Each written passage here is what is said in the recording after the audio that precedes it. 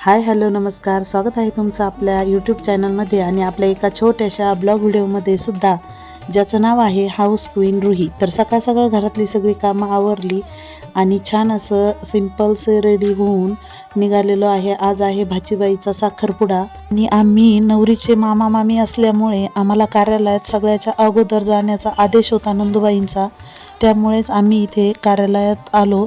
तर श्रीमान सरकार पुन्हा नवरीबाईला आणण्यासाठी रिटर्न गेलेले आम्हाला सोडून। तर छान असं डेकोरेशन केलेलं होतं। गणपती बाप्पांचं दर्शन घेऊन कार्यालयात गेलो। आमच्या अगोदर तिथे काय मोजकेच माणसं आलेली होते डेकोरेशनवाले, तसे पाहुणे मंडळी वगैरे कोणी नव्हतं तिथं।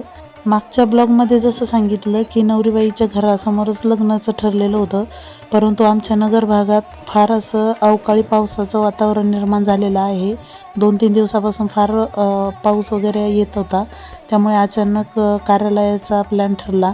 तर हे आहे लांबून माझे भाऊ लागतात, तर यांनी हे डेकोरेशन केलेलं आहे। खूप छान प्रकारे डेकोरेशन केलेलं होतं। त्यानंतर लगेचच स्टेजवर गेलो। स्टेजवरही खूप छान डेकोरेशन केलेलं होतं। सगळ्यांच्या अगोदर कार्यालयात एंट्री मारून काम तर काही केलं नाही, परंतु फोटो वगैरे खूप सारे काढले।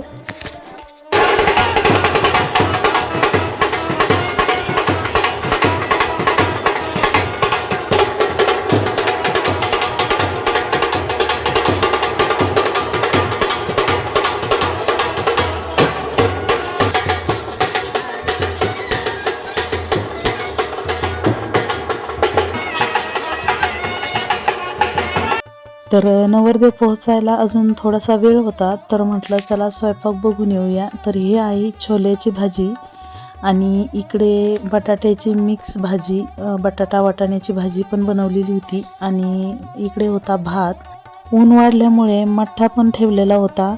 पुरी आणि पापड बनवायचं अजून बाकी होतं, म्हणजे काम चालूच होतं। तर इकडे बुंदी बनवलेली होती। ऋत्विकने टेस्ट केली, म्हणे खूप छान आहे मम्मा। त्याचं बघून माझ्याही तोंडाला पाणी आलं। मीही टेस्ट केली, खरंच खूप छान बनली होती बुंदी। तेवढ्यात नवरदेवाचेही आगमन झाले, तर तिकडे गेलो।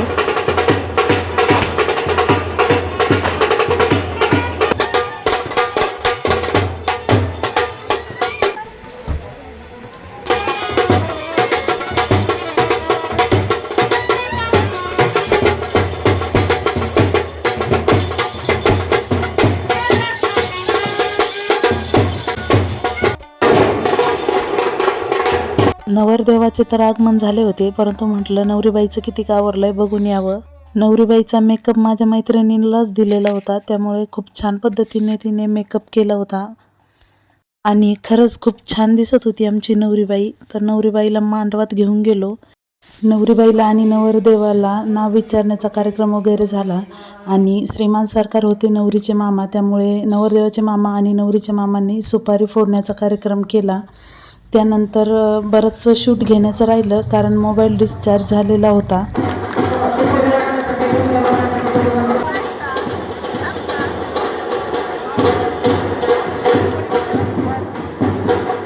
आणि त्यानंतर हा होता नवरीबाईचा साखरपुड्याचा लूक।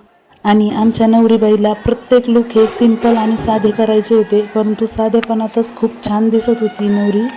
त्यानंतर साखरपुड्याचा कार्यक्रम छान असा पार पडला। सगळ्या गोष्टी मला काही शूट नाही करता आल्या। या इथे नवरीकडच्या 5 सुवासिनींनी फळाने नवरीच्या ओटी भरावी लागते, तो कार्यक्रम चालू होता। त्यामध्ये नंदुबाईंनी मलाही सांगितलेलं होतं। तर प्रत्येकजणच शूटसाठी कम्फर्टेबल असतं असं नाही, म्हणून मी प्रत्येकाचं शूट नाही घेतलं।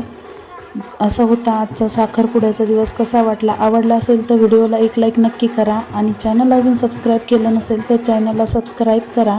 रामकृष्ण हरी।